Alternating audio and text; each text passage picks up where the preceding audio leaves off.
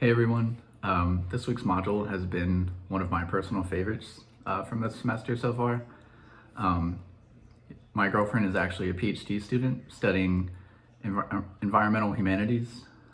It's also called multi-species studies, and a large portion of that is recognizing and giving attention to the agency of nature. Recognizing that there are complex entire worlds of existence outside of our own and that they're equally as important as our own. So it's really cool to hear how our two fields of study meet, specifically through the lecture that Timothy Beatley gave on biophilic urbanism. The first question for the week asks, do you think approaches shown in this module's lectures and videos could work in your group's assigned city? Explain your opinion. Yes, just by the fact that other cities around the world are making themselves more biophilic, like greening hospitals, the GWL terrain project that we saw in Amsterdam, and various green infrastructure projects that we saw in Singapore, just to name a few. It's basically up to the leaders of the city to take that initiative and make it happen. The second question asks, how could the urban fabric of your group's city become more biophilic? What would be the benefits of my ideas? I've actually struggled to find real-world examples of this, of biophilic design in New York City. I did come across a business called Greenery New York City, or Greenery NYC, that brands themselves as the world's first biophilic design company.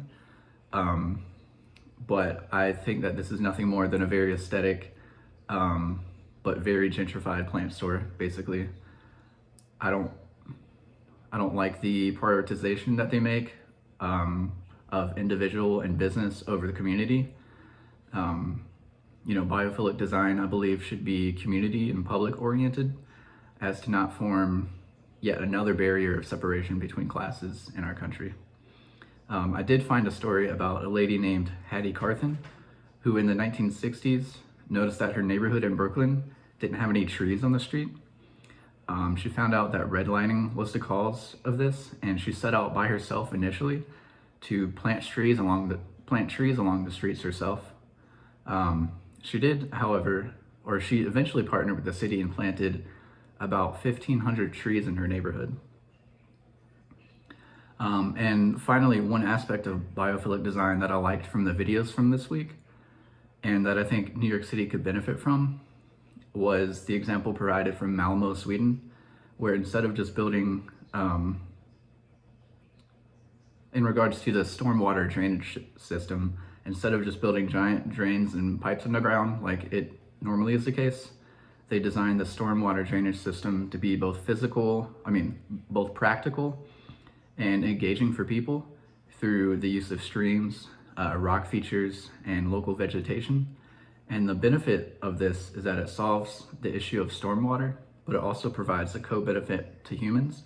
That being, through the sound of water is very soothing and calming to listen to, and the attractive design brings people together. This is also known as social infrastructure. So those are my thoughts on Module 6 for this week.